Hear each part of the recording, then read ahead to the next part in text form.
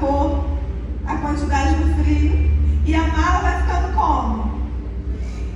Porque ela pensa que vai precisar de coisas que no fundo ela sabe que nem vai precisar assim. Mas quer carregar tudo para se garantir. E essa mulher já está atrasada para a viagem. Imagina comigo essa mulher. Ela vai viajar de quê? De ônibus, de avião, de trem. De quem que é? Me ajuda, gente.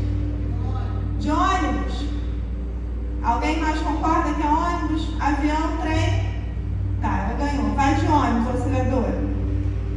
E aí ela está atrasada, chama o Uber, entra no Uber, mas ela trouxe realmente muita bagagem. Foi uma viagem sonhada por anos.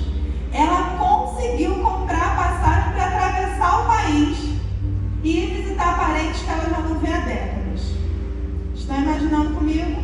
Ela traz 2 malas de rodinha, uma mochila na frente, uma atrás, bolsa tiracolo, e entra no Uber e fala: moço, por favor, vai rápido, mas o trânsito está ruim. Quando ela desce na rodoviária com aquele monte de bagagem, ela só tem 2 braços, né? Mas são 2 malas, 2 mochilas, mais a bolsa tiracolo, e quando ela vai chegando perto do guichê, pá, a mala quebra. Abre, cai tudo espalhado. E aí alguém para ajudar, e aí vão jogando as coisas dentro da mala, mas a mala não fecha, então precisa carregar aquela mala na mão, e aí ela vai, quando chega no guichê, o ônibus já foi. A passagem comprada e parcelada não tem reembolso, porque a culpa foi dela, foi por atraso. Ela senta no chão e começa a chorar. E começa a pensar: por que eu trouxe tanta? Por que eu não decidi antes? O que era realmente importante carregar? Por que eu não deixei algumas coisas para trás? Eu nem vou precisar de tudo isso. E ela perde a viagem por causa do excesso de bagagem. Sabe qual é o nome dessa mulher? Depressão. Depressão, em grande parte dos casos, está relacionada a um sentimento: culpa. A pessoa não consegue perdoar a si mesma pelos erros que cometeu. E a pessoa não entrega o perdão. Ela prefere continuar carregando as dores que passaram, as pessoas que passaram. E assim ela vai se sobrecarregando e não consegue chegar a novas estações, novos caminhos. Não consegue viver outras fases, porque ficou presa no excesso de bagagem. Tem muita gente carregando cadáver nas costas. Pessoas que já morreram. Pessoas que nem se importam com o mal que fizeram com elas. Mas elas continuam remoendo o assunto. Isso é um grande fator de adoecimento para a depressão. O perdão é uma chave, é um presente, é um privilégio que não é humano, mas Deus nos capacita. Num outro momento nós podemos focar nesse assunto e falar sobre como perdoar. Não é fácil, mas resumindo, tem a ver com submissão a Deus. Porque afinal de contas, quem seríamos nós sem a graça e o perdão de Cristo? Poderíamos viver assim? Mas quando oramos o Pai Nosso, nós dizemos: perdoa-nos as nossas dívidas como? Assim como nós perdoamos. Exatamente. Então Deus nos presenteia para que nós presenteemos também. Não porque os ofensores merecem, mas para que nós sejamos curados por Cristo. O conselho é perdoar. Independente do arrependimento do outro. Nós não podemos depender do comportamento do outro para fazer as nossas escolhas em relação à nossa saúde mental. O perdão é um presente que Deus deu para você e para mim na cruz. Perdão é graça. E é de graça. Não é porque o outro é justo ou merece ou se arrependeu o suficiente. Não. Em algumas vidas é necessário perdoar repetidas vezes as mesmas pessoas. fácil. Sabe, eu quero focar em falar com você sobre sementes e raízes. Então eu vou te fazer mais uma pergunta. Você foi um bebê planejado? Sim ou não? Quem aqui foi aquele bebê sonhado, desejado, que foi feito chá de bebê e todo mundo estava na expectativa, escolhendo o nome? Quem é que foi? Pode levantar a mão, fica à vontade. O bom é que quem levanta a mão já levanta assim se achando, né? Autoestima do topo. Quem de vocês, assim como eu, já foi carinhosamente chamado de acidente?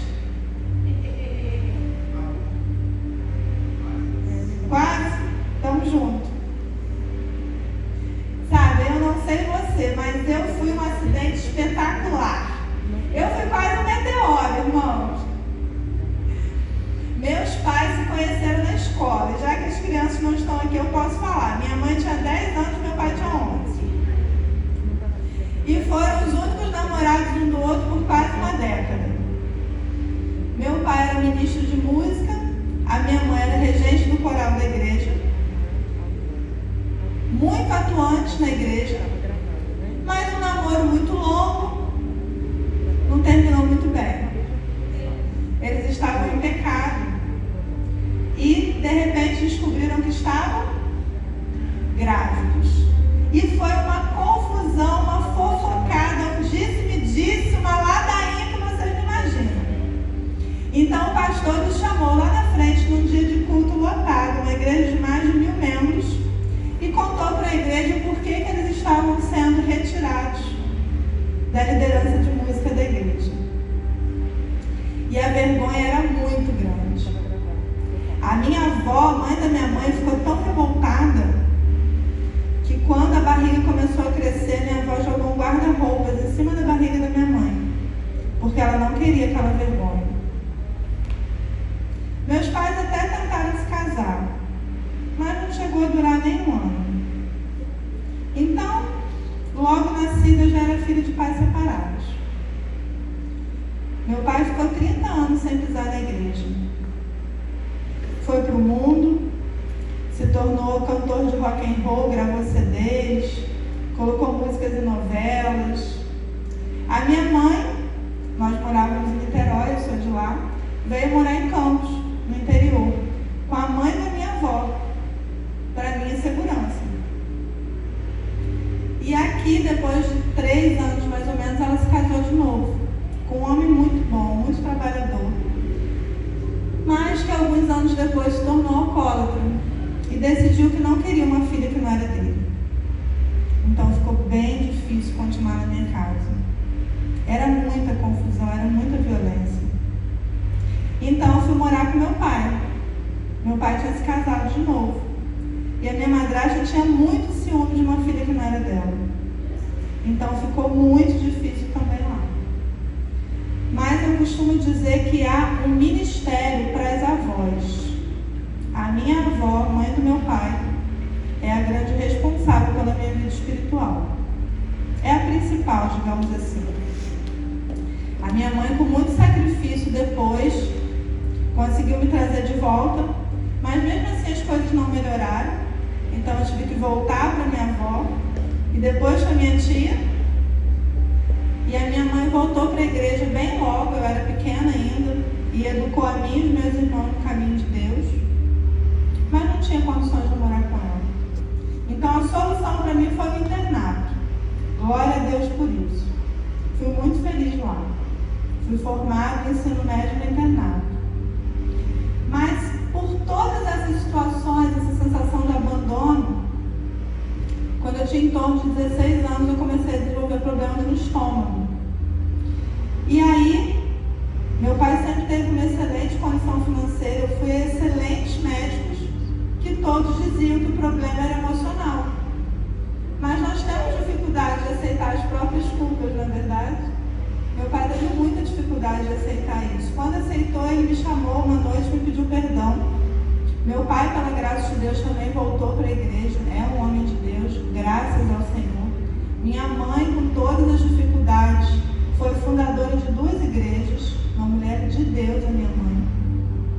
Apesar de todas as dificuldades, hoje eu entendo que eu tive excelentes pais. Eles fizeram o melhor que podiam com o que eles sabiam naquela época.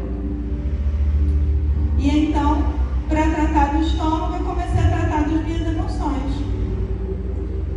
E a minha avó havia me ensinado que com Jesus nós podemos conversar todas as coisas. Então eu comecei a perguntar para Jesus, por que eu nasci? A minha vida trouxe uma confusão para a vida de todo mundo. Eu nunca tive uma família, eu nunca tive uma casa. A minha vida é um problema. Porque aonde eu vou, eu arranjo problema. Por que eu nasci? Dessa vez eu tenho certeza que o Senhor errou. Eu não fiz ninguém feliz. Eu fui um erro. Será que você já se sentiu assim? Será que em algum momento você já achou que a sua existência era um problema? Isso é uma fase de depressão aguda. Será que em algum momento você já achou que Deus se enganou? Jó disse, eu preferia ter sido um aborto. Davi se identifica conosco quando pensou que era melhor não ter existido. Muitos personagens bíblicos tiveram seus períodos de depressão. Você já pensou que a sua vida foi um erro? Vamos abrir a Bíblia. Salmos. Nos momentos em que eu tive coragem de perguntar a Deus, Ele se revelou a mim. E Ele me respondeu. E é essa resposta que eu quero compartilhar com você. Salmo 139.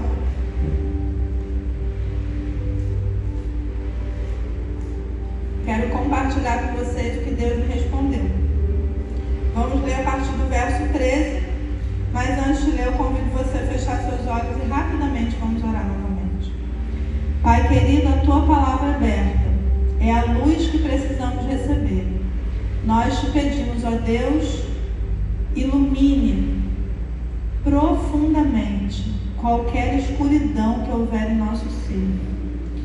Tua palavra nunca volta vazia, então entrega-nos a porção que precisamos essa noite. Que a Tua cura venha sem detença e que essa palavra seja inesquecível no profundo do nosso ser, em nome de Jesus. Amém. A partir do verso 13, diz assim: Tu criaste o íntimo do meu ser e me teceste no ventre da minha mãe. Pode continuar.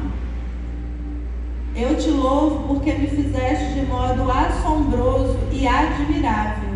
As tuas obras são maravilhas. Sei disso muito bem. Verso 15. Os meus ossos não estavam escondidos de ti, quando em secreto fui formado e entretecido nas profundezas da terra. O próximo. Os teus olhos me viram o meu embrião. Todos os dias determinados para mim foram escritos no teu livro, antes de qualquer um deles existir. E o último, por favor, 17. Como são preciosos para mim os teus pensamentos, ó Deus. Como é grande a soma deles. Essa resposta satisfaz? Você acredita nessa palavra? Porque pela manhã eu disse o seguinte: não basta crer que nós somos templo do Espírito Santo. Nós precisamos viver como templo do Espírito Santo. Crer, até os demônios creem. Mas você crê nessa palavra? Você crê que você foi desejado, sonhado, planejado por Deus? Você consegue crer? Vamos viver como quem crê? Porque no dia que eu li essa palavra, eu decidi que a minha vida seria uma bênção. Amém. Eu decidi que a minha vida seria para curar outras vidas. Deus se revela a nós e Ele diz: por que você está aqui hoje? Ele trouxe. Você já viu uma ultrassonografia de um bebezinho de 3 meses na barriga da mãe? Sim ou não?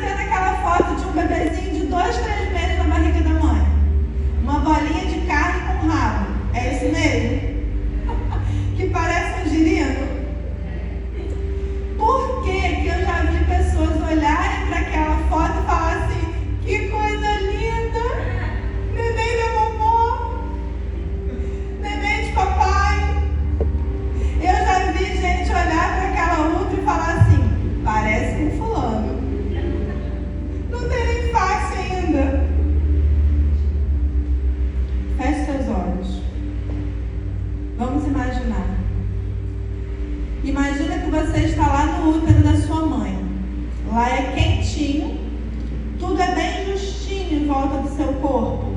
Tem um líquido quente que parece gelatina. E os órgãos estão todos apertadinhos. E é confortável receber carinho na barriga da mãe. Lá dentro é totalmente seguro e agradável. E lá dentro do útero da sua mãe, tem alguém te observando em cada detalhe. Lá dentro do útero da sua mãe, o seu pai te vê. E ele começa a decidir como serão seus olhos, a cor do cabelo, como será a voz, quais são os dons e talentos que você vai receber. Lá dentro do útero da sua mãe, o seu pai te vê e começa a escrever uma história de felicidade plena para você. Lá dentro, o pai te vê e começa a decidir quem é a pessoa que vai te ver andar pela primeira vez, quem vai ser sua primeira professora, seus amigos da escola, quem vai ser o amor da sua vida, porque lá no útero o pai decidiu quem é seu cônjuge. Quantos filhos, quais seriam? Pode abrir os seus olhos, porque enquanto você estava lá, o pai não apenas formava cada detalhe dos ossos, mas ele escreveu uma história para você, porque você tem pai, e o seu pai tem nome.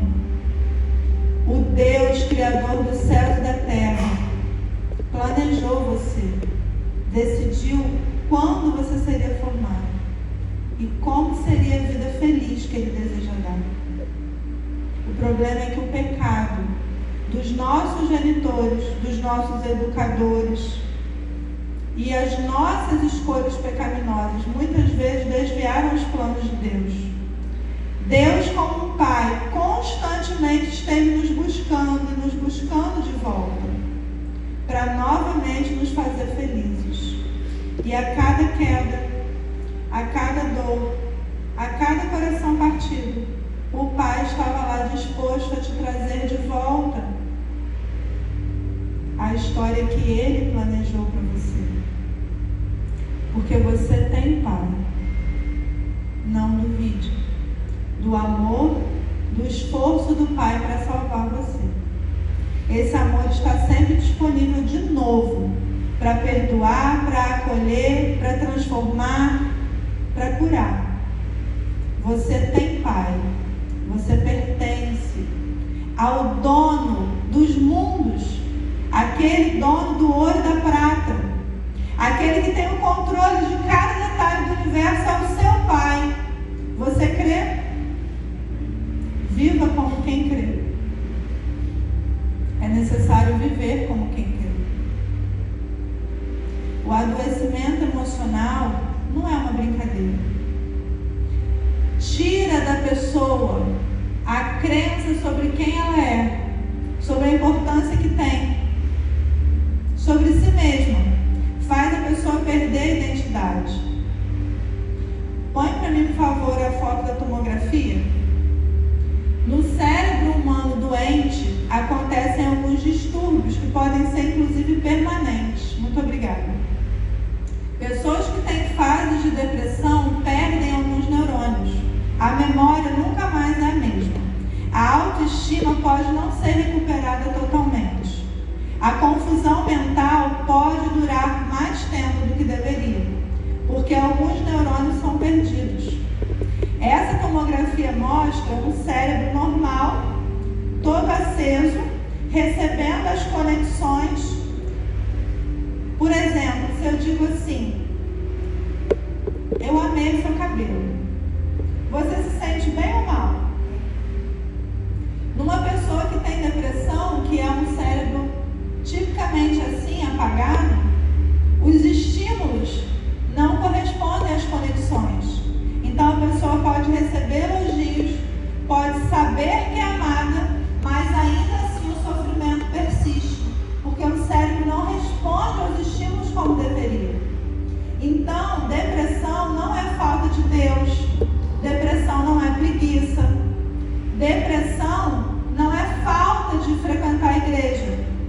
Depressão não é tristeza. Tristeza é sentimento. Depressão é doença. Tristeza é o sentimento mais precioso que um ser humano pode ter, sabiam? De acordo com as pesquisas científicas, cada sentimento tem uma utilidade no desenvolvimento humano. E a tristeza é o mais precioso, porque no momento de tristeza nós temos reflexões que sem a tristeza não teríamos. A Bíblia diz: é melhor estar num velório do que numa festa. A alegria é um sentimento maravilhoso, mas a tristeza leva a novos começos. A tristeza leva a novas decisões. Tristeza faz ressignificar os projetos, a vida, o passado.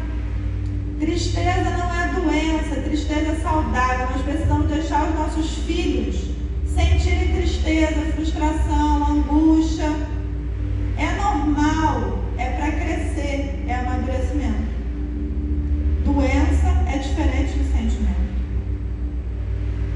Depressão leva muitas pessoas à perda da própria vida, porque eles têm coragem de cometer suicídio.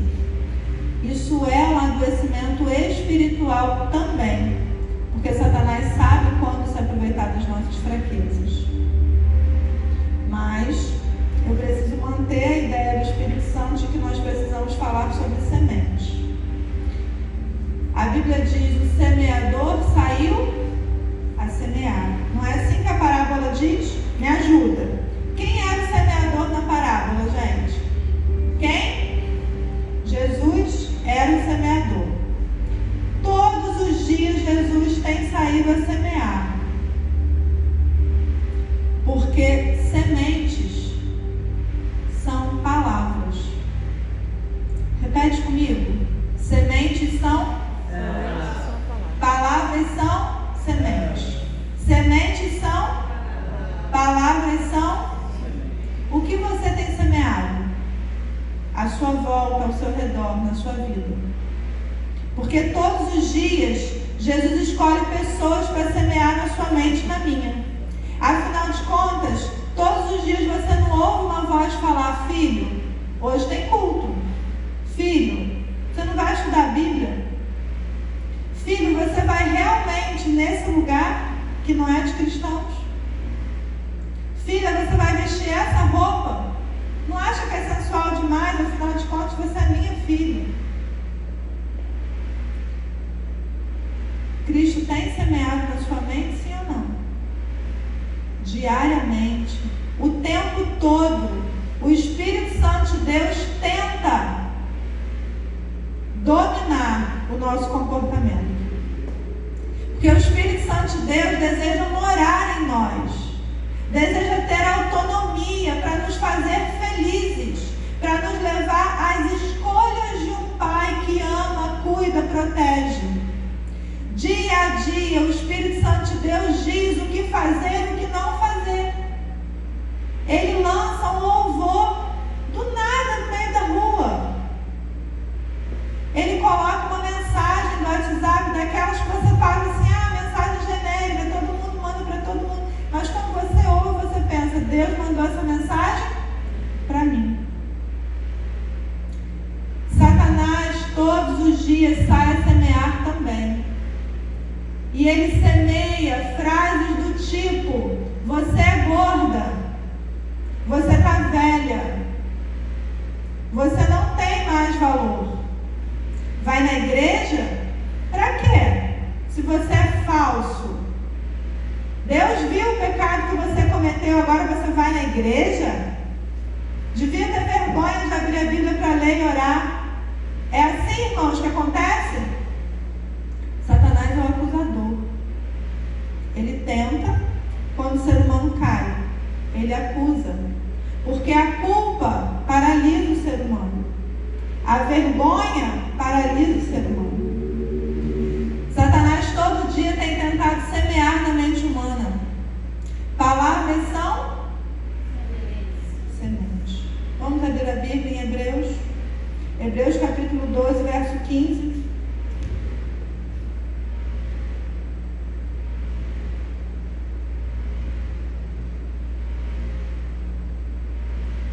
Hebreus capítulo 12, verso 15, 12.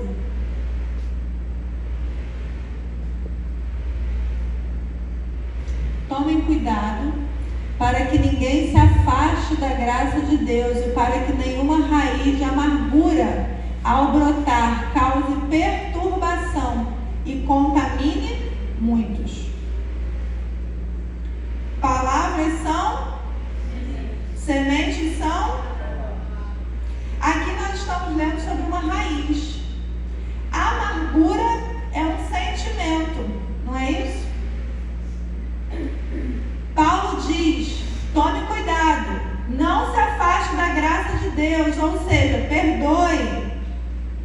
Tome cuidado, não se afaste da graça de Deus, busque o perdão. Não se ponha no caminho de Satanás para ser acusado. Paulo diz: tome cuidado, não se separe da graça de Deus.